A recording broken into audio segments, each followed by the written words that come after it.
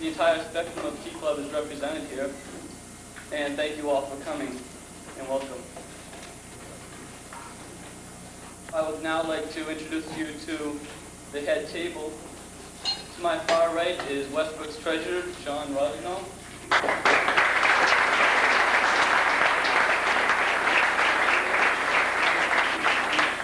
Beside John is Steve Rolfe, our secretary.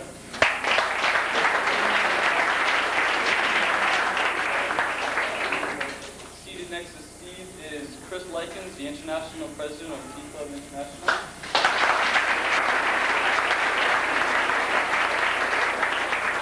Chris flew in this morning from Florida just to be with us tonight. And to my immediate right is Brian O'Gara, the first international officer ever to come out of Westbrook. He's international trustee.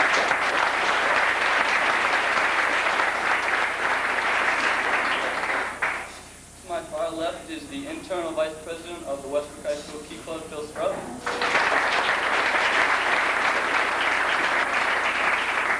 And to my immediate left is Mike Barabee, the governor of the New England District.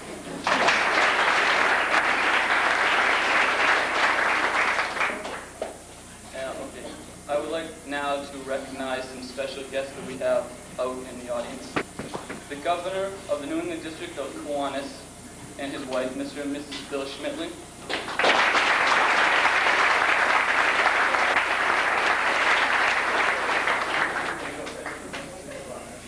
The Lieutenant Governor of New England Kiwanis Division 22 and his wife, Mr. and Mrs. Dana Smith.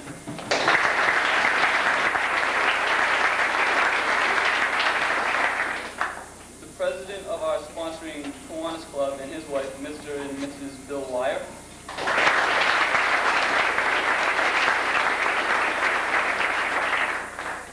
The Mayor of the City of Westbrook, the Honorable Philip Spiller.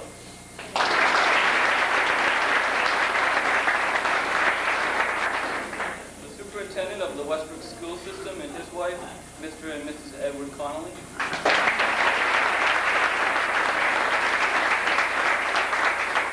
Westbrook High School's principal and his wife, Mr. and Mrs. David Wallace.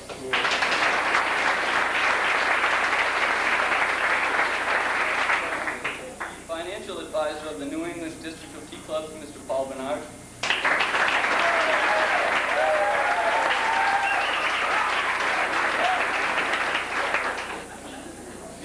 District Secretary, Beth Lazara.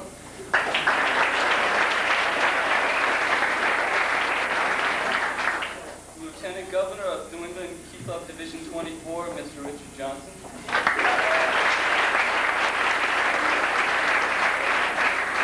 And the Lieutenant Governor of Key Club Division 23, Eric LaChance.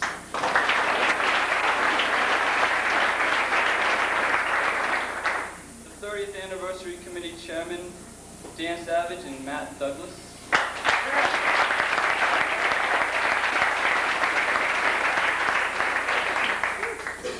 The President of our sister club here at Westbrook, the Keyettes, Ms. Kim Charest.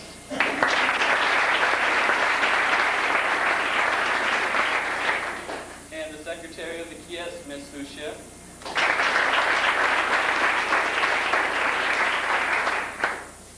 Presidents from the Westbrook Key Club, Mr.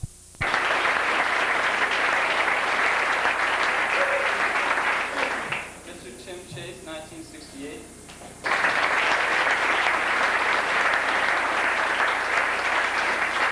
Mr. Doug Rand, 1981.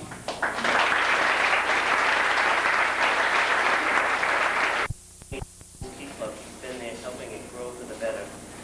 Membership has now grown to 45 people, the highest it's ever been. A large percentage of these members are also active. For many years, our Key Club has been involved in a Little Brothers program. There are currently 18 members involved. The member involved is introduced to a young boy with problems at home, school, or in the community. He also brings some good positive experience to his friends' life through many activities which involves the two of them. Another activity sponsored is a Halloween party for the Cerebral Palsy Center children, and along with us, the Keyettes help in the party. out Christmas food baskets to the needy. This allows each family than anything I've ever seen before.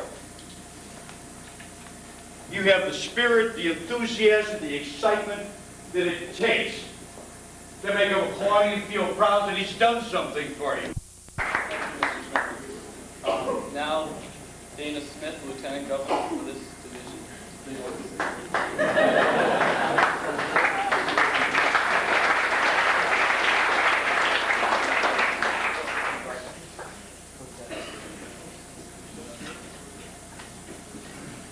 You know, we have several slogans in Kiwanis this year, and they use the words enthusiasm and pride, just as Governor Bill has mentioned. I can't think of a more family. My wife and I congratulate you on your 30 years and hope that we'll be with you for the next 30 years. Thank you.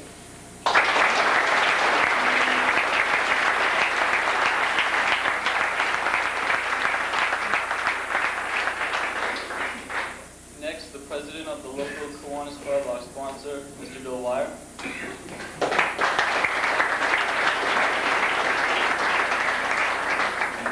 Thank you. The only thing that I would like to add to everything that has been said, I'd just like to extend the highest congratulations to the Westbrook Kiwanis Club to the Key Club.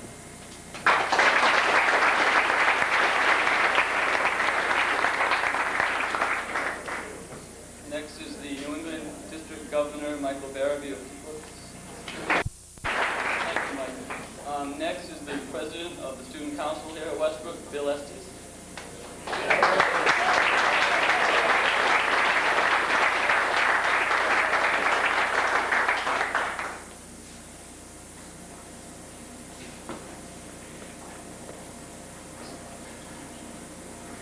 I too would like to congratulate all past key clubbers and present key clubbers on 30 years, and in recognition of these 30 years, we have this plaque from the student council presented to this year's high school club, and it says the Westbrook High School Student Council recognizes and congratulates the Westbrook High School Key Club for 30 years of service for the community and school. Thank you.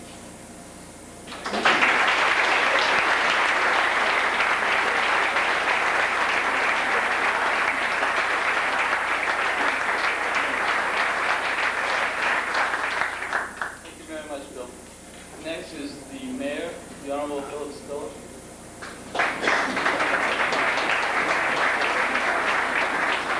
To voice the same praise as the others and add to it that as a just past president of the Pride Spawn of Kiwanis and as the mayor, I want to congratulate all you Key Clubbers, your parents, and the Kiwanians for a great job well done. I wish we had such a great Key Club to sponsor, but unfortunately we do not. This time I'd like to read a proclamation that whereas the city of Westbrook recognizes the contribution made by the Westbrook Key Club over the past 30 years to the city, and whereas members of the Key Club are a vital part of the city's spirit and vitality, and whereas the Westbrook Key Club helps to foster good fellowship and citizenry within the community, now therefore be it resolved that November 23rd to November 30th, 1984 is hereby proclaimed as Westbrook Key Club Week, witnessed under my hand and seal of the city of Westbrook on this 23rd day of November, AD 1984. Now,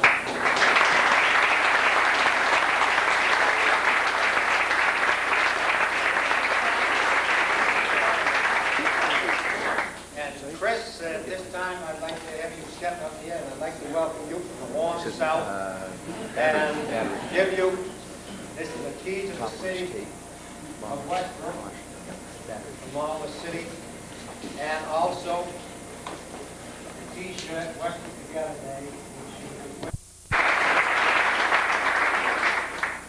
which We're very privileged to have our next guest as a keynote speaker tonight. It's not just any high school student from St. Petersburg, Florida, where the temperature is in the 60s and 70s. We take up an entire weekend to come up here to Maine where, well, you know what the temperature is like. But then again, Chris Likens isn't just any high school senior. Chris is a leader in every sense of the word, and he has displayed his leadership abilities in many different fields. He is a member of the Student Council Executive Committee in his school, the National Honor Society, and he is listed in the who's who among American high school students. Chris has also displayed his caring attitude with the Special Olympics and working with students against drunk driving. But Chris's greatest accomplishments, however, have been in the organization that brings us all here together tonight, Key Club. Chris has proven himself and his abilities at all levels of Key Club International. He has served as club treasurer, lieutenant governor, and the treasurer of the first Key Club district, the Florida district of Key Club International.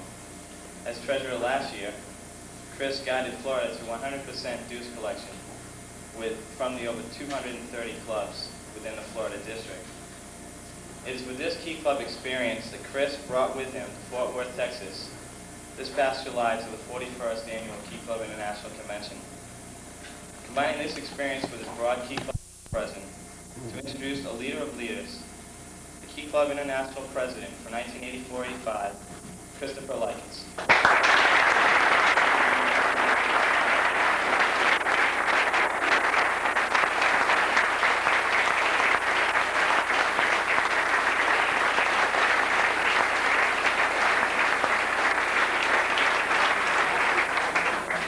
Thank you very much.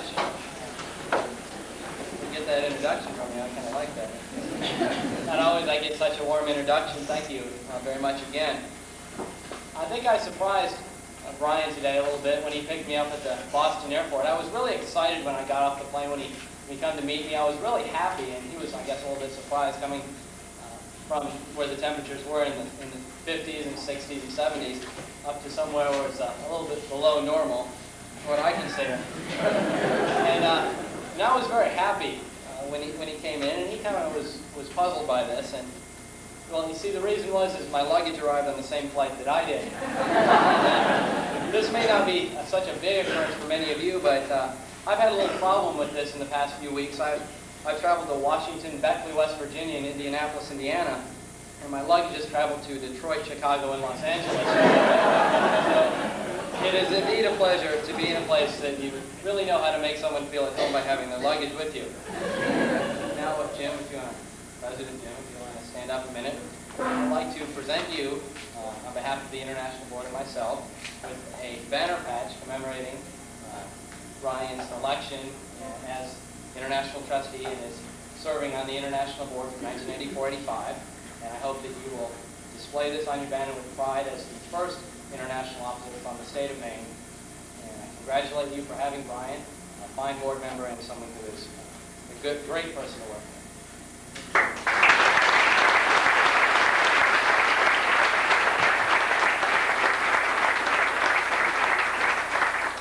Something that's very important to all of the K family is communication. And to stress the importance of having good communication, I'd like to relate this following story. There was a nice lady who was a little old-fashioned.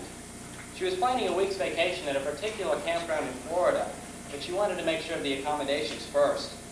Uppermost in her mind were the toilet facilities, but she couldn't bring herself to write that in a letter. After considerable thinking, she decided on the words bathroom commode, but when she wrote that down, it still sounded a little too forward. So she rewrote the letter to the campground owner and referred to the bathroom commode simply as the BC. Does the campground have its own BC, is what she actually wrote to the campground owner. Well, the campground owner was really baffled by this euphemism. So he showed the letter to several campers, but they couldn't decipher it either. Finally, the campground owner figured she must be referring to the location of a local Baptist church. So he sat down and wrote, "Dear Madam, I regret very much the delay in answering your letter, but now I take great pleasure in informing you that a BC is located 9 miles north of the campground and is capable of seating 250 people. I admit it is quite a distance if you're in the habit of going regularly.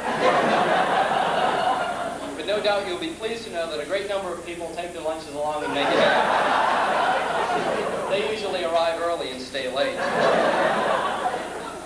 The last time my wife and I went was 6 years ago.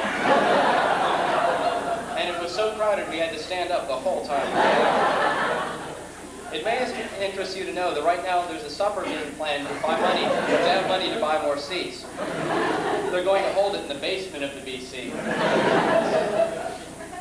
I would like to say it pains me very much not to be able to go more regularly. But it is surely no lack of desire on my part. As we grow older, it seems to be more of an effort, particularly in cold weather.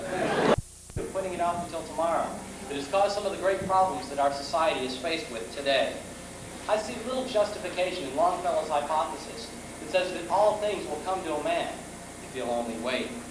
I think if we had waited, maybe scientists would have never experimented, armies would have never marched, countries would have never been formed, and many of us might not be here tonight if we had only waited. If two men in Sacramento, California in the spring of 1925 had waited, perhaps our first Key Club would have never been formed. If some concerned people in the Westbrook Kiwanis Club would have waited 30 years ago, then we wouldn't be here tonight. Key Clubbers, on this occasion, it's important to look back and reflect on a successful past. And judging from the present, you've had a successful past. But more importantly, what we must look at as to what the next year will hold for your Key Club, for the New England District, and for Key Club International. For just as it is important to celebrate what we have accomplished, it's even more important to look ahead to what we can accomplish. For what we are today is of little importance to what we can be tomorrow. We have the numbers and we have the dedication to make a powerful, positive impact on our world. Key Club has over 105,000 members, donating over 5 million man-hours. And you can't convince me that over 100,000 caring, concerned young people can't have an impact on our world. It's to risk failure. But risks must be taken, because the greatest hazard in life is to risk nothing. The man who risks nothing is nothing, and he can become nothing. You can't get anywhere unless you try. And to try, you're going to have to take some risks. Now, I've heard many people talk about being courageous and having courage, maybe working with some youth at a local function. I know I've been accused of being overly courageous when working with some of the young people around our campus, or leaving the warm weather in Florida to come up to a banquet in Maine. But we have, I think, sometimes a false image of the word courage. And we really never define what courage means. All that we really say about it is that it involves some type of personal sacrifice. Picture with me, if you will, a Japanese prisoner of war camp in World War II, the worst possible conditions you can imagine. Each day, the American prisoners were forced out of bed very early, given crude tools, and forced to work 14 to 16 hours repairing roads for the enemy soldiers. They were then marched back to camp and given a bowl of watery soup. This was their only meal for the day, and they were thrown in the barracks for the night. It was not surprising that these men's morale was surprisingly low, and they felt worthless and rejected. One night, one of the guards reported that one of the shovels used by the prisoners was missing. Instead of the usual 20, there were only 19. Fearing that the prisoner would use the shovel as a device to escape and harm one of the soldiers, the camp officers lined the men up in the compound and threatened to go down that road and shoot every other man in line unless that shovel was returned. Well, the seconds ticked by and the suspense mounted. Just as the guards were about to open fire on the prisoners, one young 19-year-old stepped forward and admitted that he had taken the shovel. Well, the guards approached the young American and with the butts of the guns beat him to death. Later that night, the guards recounted the shovels. There were 20. The guards had made a mistake. Not only had the young American saved the lives of half of his company, he gave the men the ability to believe in something. And this gave the men the courage to live to the rest of their encampment. This soldier died for a cause. But what's more important, what we should ask ourselves from this, is not whether we have the courage to die for a cause, but do we have the courage to live for a cause? We in the K family have dedicated much of our lives to caring for others, to living for a cause. Unless we can rededicate ourselves to this one principle, then there's no need to celebrate a successful past. There's no need for celebration unless we can recommit ourselves to Key Club, its ideals and objectives, and believe in the future. On this anniversary of the founding of your club, I urge all of you to rededicate yourselves to the founding principles of our Key Club organization, service to others. And if you think you dare not, you don't. If you'd like to win, but you think you can, it's almost a cinch you won't. If you think you'll lose, you're lost. Throughout the world we find success begins with a fellow's will. It's all in a state of mind. If you think you're outclassed, you are. You've got to think high to rise. You've got to be sure of yourself before you can ever win a prize. Life's battles don't always go to the stronger or faster man, but sooner or later the man who wins is the man who thinks he can. Key Clubbers, Hawaiians, think you can, because we can. We've had so many successes in these past years, they're too numerous to count. And I know that we can and will achieve anything that we set out to do. Again, congratulations on your anniversary, and I look forward to hearing many great things out of the Westbrook Key Club. Thank you very much.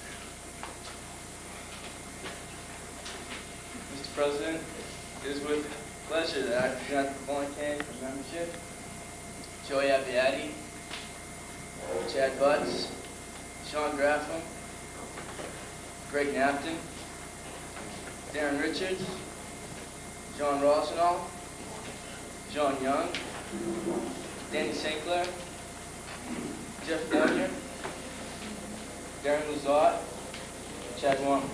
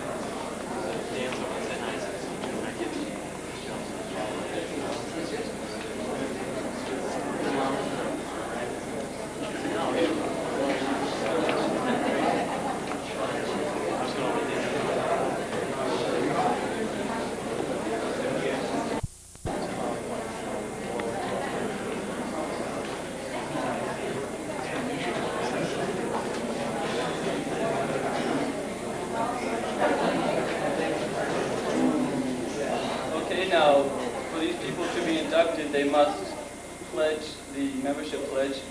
I will read it. Do you pledge on your honor to uphold the objectives of Key Club International, to build your home, school, and community, to serve your nation and God, and combat all forces which tend to undermine these institutions? I now wish to present to you some new Key Clubbers from Westbrook High School.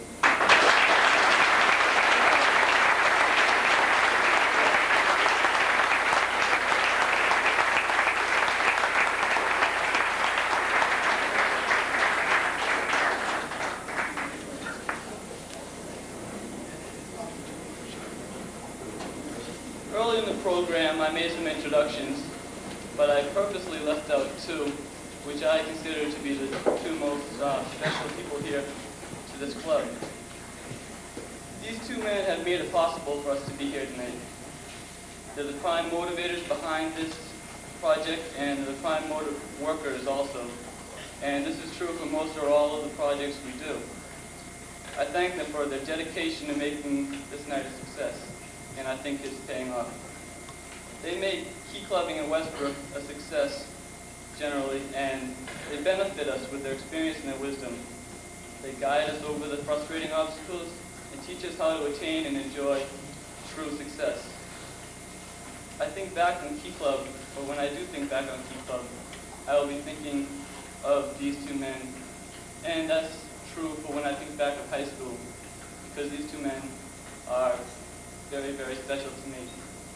I present to you our Kiwanis advisor, Mr. Jack Daly, and our faculty advisor, Mr. Peter Kern.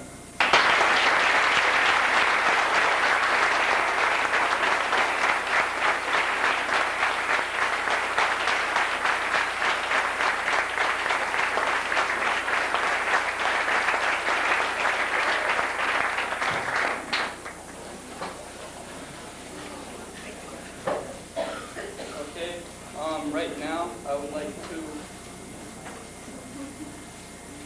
thank a few people. First, Mrs. Cleta Stockwell for the table arrangements.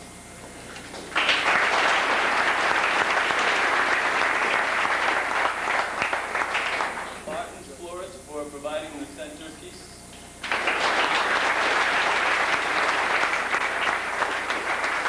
Mrs. Douglas for our delicious meal.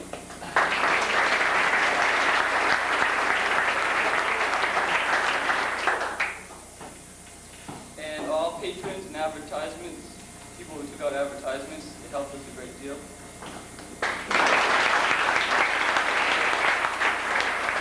And Matt Douglas and Dan Savage for chairing this project.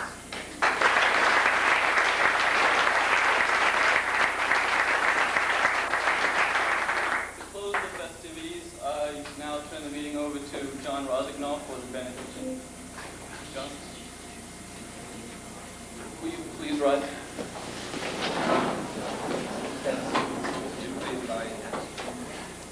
We thank you, Lord, for permitting us to serve our fellow man for the past 30 years. Please continue to guide us and inspire us with your courage and strength for many years to come. May you watch over us all here tonight and grant us all a safe trip home. Amen.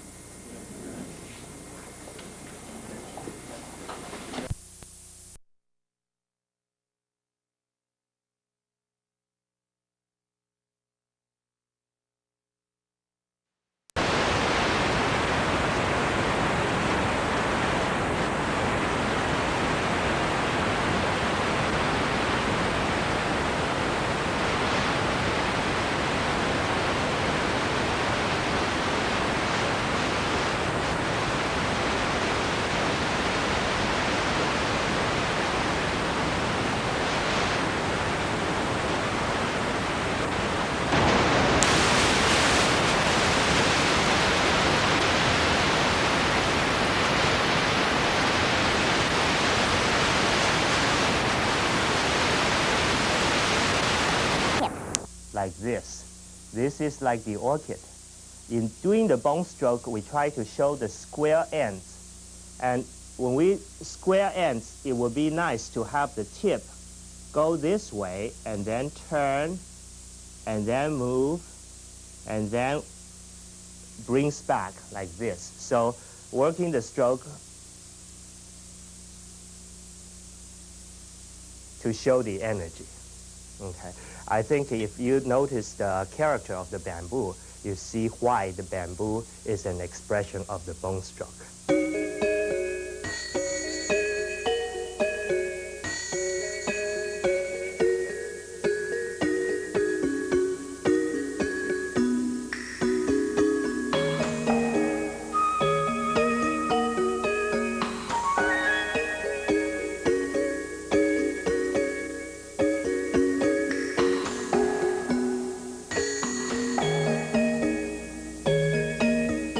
I like to now put all the different elements we just discussed together into a composition, and I'm very sure that once you start getting the hang of the bamboo trunk, it is an irresistible subject for you to practice and practice, and I don't think you can quit on doing this and keep doing it into making it into a forest. And as we develop the trunks, and if we can still keep the idea of the bone stroke, decisive, assertive, and bold, and that spirit carries into the rings and allow the rings to be very forceful